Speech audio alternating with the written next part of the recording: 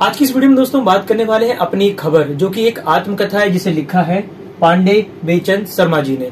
तो चलिए दोस्तों फटाफट क्या स्टोरी है इसको जान लेते हैं बहुत ही शॉर्ट के अंदर। तो दोस्तों ये जो पूरी आत्मकथा है ये बेचन पांडे जी की है, जो कि वो 60 वर्ष के हो चुके हैं उस टाइम पर लिख रहे हैं।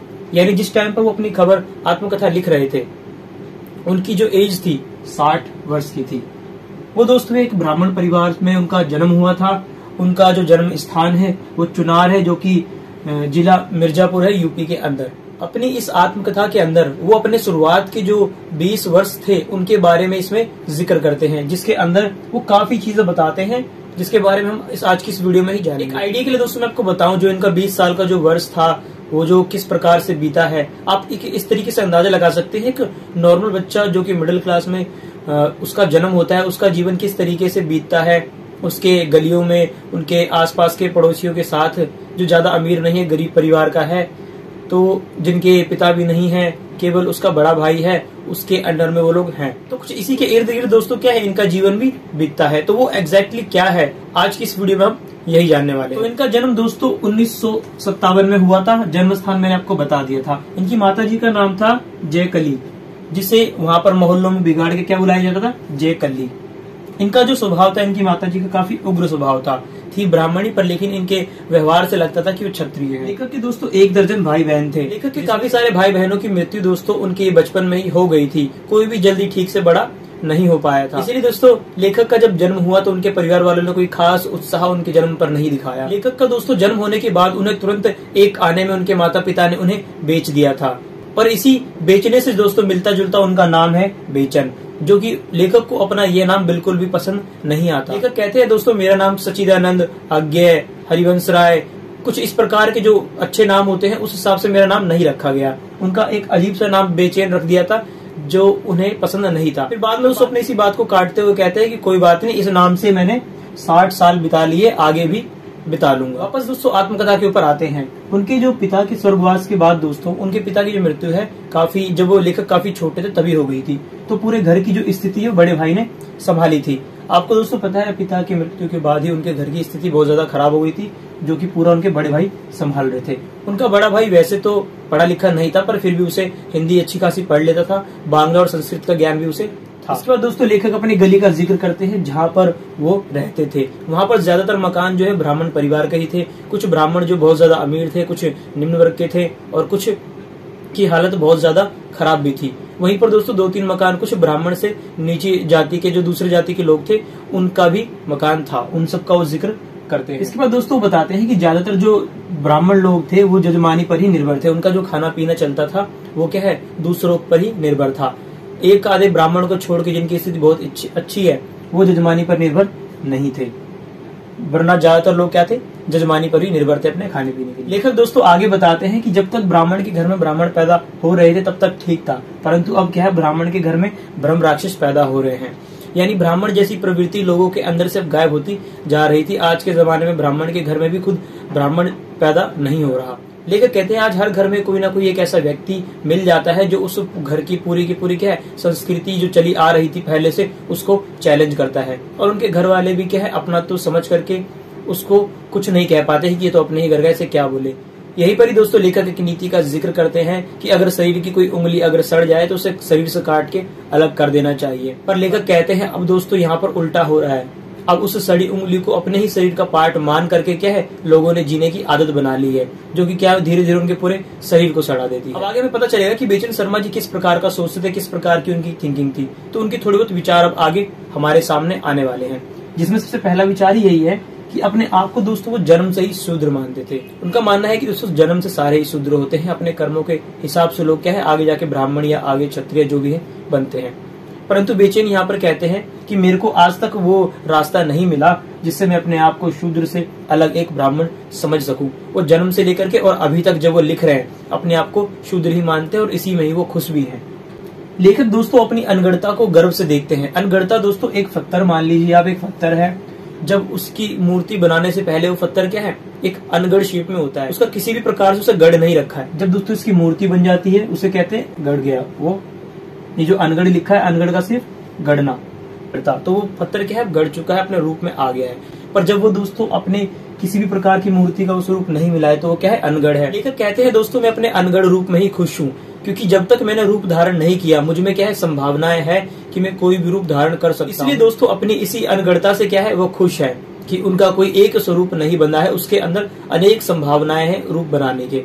तो ये यहाँ पर वो अपनी अनगढ़ता से खुश होने पर ये तर्क देते हैं। वो कहते हैं मुझे ब्राह्मण से ज्यादा खाना बदोश बंजारे लोग ज्यादा पसंद आते हैं। इनका मन करता है कि ये उन्हीं के साथ अपना पूरा जीवन व्यतीत करे, उन्हीं के साथ क्या है, सफर करे, उन्हीं के साथ खाए पिए उठे बैठे और अपना पूरा जीवन क्या है, इन्हीं के साथ बिताए। तो इनकी लाइफ इन्हें ज्यादा अच्छी लगती है बजाय ब्राह्मणों के। अब आगे की वीडियो में दोस्तों उनके जो घर की जो पारिवारिक स्थिति कैसी थी इसके बारे में जिक्र होगा, जो कि दोस्तों काफी ज्यादा अच्छी नहीं थी। आप जितने भी दोस्तों गरीब परिवार को देखेंगे उन सबकी घरों की स्थिति लगभग सेम मिलेगी जैसी इनकी है। ये लेख में बताते भी है कि जैसी घर की मेरी स्थिति थी वो कोई विशेष नहीं है। लेखक यहाँ पर कहते हैं आजकल समाज में जितने भी लो क्लास इनकम के लोग हैं, काफी ज्यादा जिनकी इनकम लो है, उन सबों की स्थिति लगभग इसी प्रकार की है और उनका समाज भी बिल्कुल वैसा ही है जैसा लेखक का था।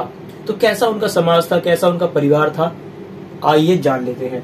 तो सबसे पहले दोस्तों एक इसके अंदर जिक्र आता है, एक वैश्या का जिक्र आता है दोस्तों। उनकी सोसाइटी में जब कुछ लोग क्या है, एक वैश्या को लेकर के आ जाते हैं, उसे लड़के के वस्त्र पहना करके ले आते हैं। ऐसे में दोस्तों गांव के जो बड़े बुजुर्ग लोग थे जो इन सब के काफी खिलाफ थे, वो क्या है, उन्हें पता लगते ही इसे क्या है वहां से बाहर निकालते हैं। जो दोस्तों इसके अंदर शामिल थे उनको काफी ज्यादा सुनाया जाता है। इसी में दोस्तों एक बात और सामने आती है, जब वो इस वेश्या को लोग वहां से भगा रहे होते हैं तो उस टाइम पर क्या है, लेखक के घर में उसकी भाभी और उसकी माताजी भी वहां पर उपस्थित होती है। वो दोनों दोस्तों चाह कर भी क्या है इस मामले में कुछ कहना चाहती है पर नहीं बोल पाती, क्योंकि जो उनके जो भाई साहब है लेखक के, वो क्या है इन वेश्या को और इन औरत को, तो इन दोनों में क्या है किसी भी प्रकार का कोई फर्क नहीं समझते, चाहे ये हो चाहे वो हो, दोनों को एक समान समझते हैं। अगर ये कुछ इनके बीच में बोले तो ये बिल्कुल उन्हें उसी तरीके से ट्रीट करेंगे जैसे इसको इस समय कर रहे थे। तो एक तरीके से कोई अंतर नहीं था, उनकी स्थिति भी क्या है इतनी बेकार थी, उन्हें बोलने का कोई हक नहीं था।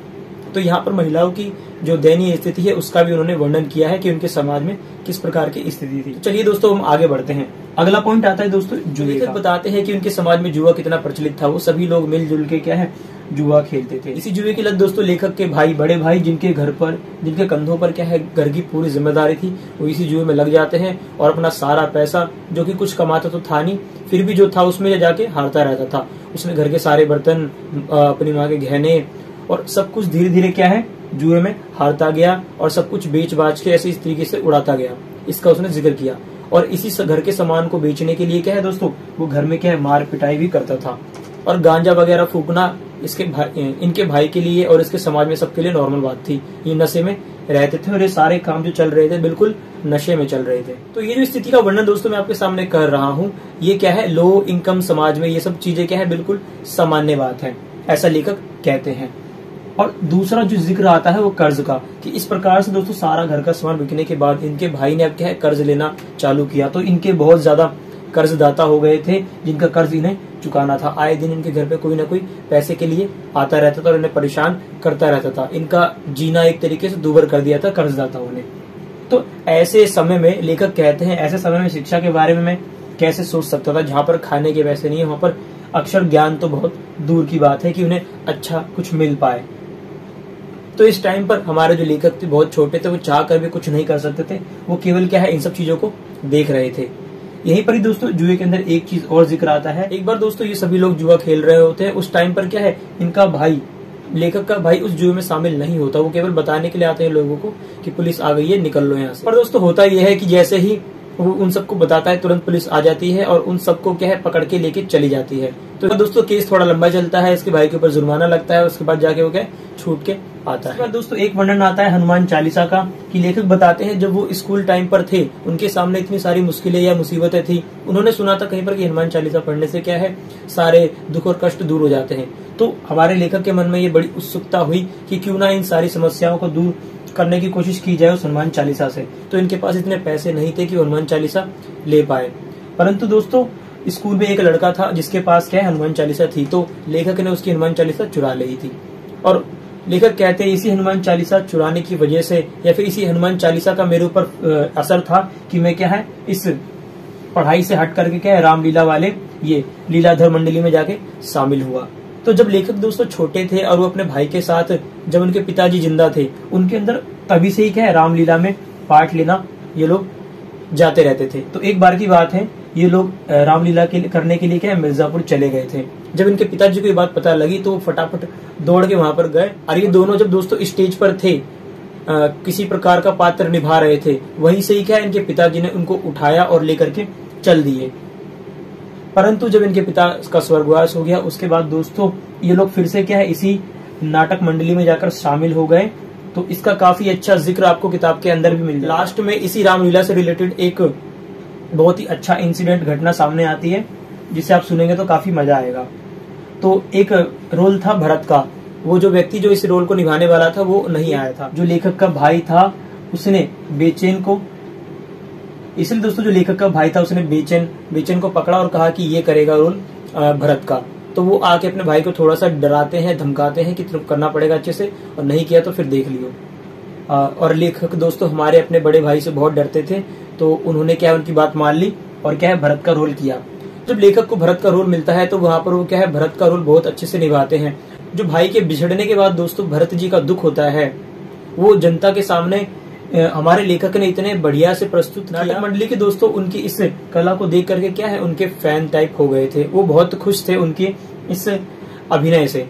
पर लेखक के मन में दोस्तों उस टाइम पर क्या चल रहा था प्ले करते हुए, जहां पर दोस्तों भरत का रोल था वो अपने भाई से इतना प्रेम करते थे, इसलिए क्या है उनके अश्रुधा बह रहे थे, उनसे बिछड़ने का था। परंतु यहाँ पर हमारे लेखक जो अभिनय कर रहे थे, उनकी आंखों से जो आंसू गिर रहे थे, वो अपने इस बेरहम भाई को याद करके रो रहे थे, और रोते रोते क्या है भरत का अभिनय वो निभा रहे थे। असल में दोस्तों वो अपने भाई के बिहेवियर से परेशान थे, जो उन्हें मारा पीटा करता था, उनका खौफ था, उनका डर था, जिस वजह से वो रो रहे थे और भरत की एक्टिंग कर रहे थे। तो लोगों को लगा कि वाह क्या जीवंत एक्टिंग करी है इस बंदे ने। पर लेखक के मन में क्या चल रहा था दोस्तों ये मैंने आपको बताया। बिल्कुल दोस्तों अलग ही स्थिति है। एक भाई स्नेह से रो रहा था, एक भाई उनके डर से रो रहा है। तो ये थी दोस्तों अपनी खबर आत्मकथा, जिसे लिखा था पांडे बेचैन शर्मा जी ने।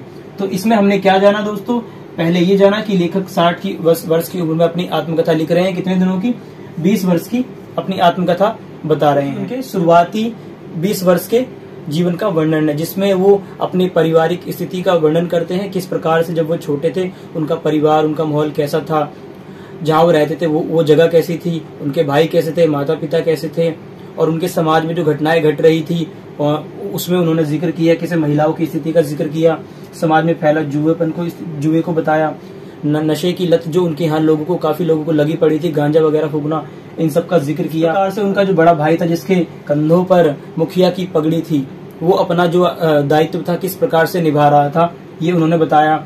और इसी के साथ उनकी पढ़ाई किस तरीके से प्रभावित हुई, वो पढ़ नहीं पाए अच्छे से। इसके बाद दोस्तों वो अपने और अपने भाई के साथ किस प्रकार से वो रामलीला वगैरह में काम करते थे ये सब बताते हैं।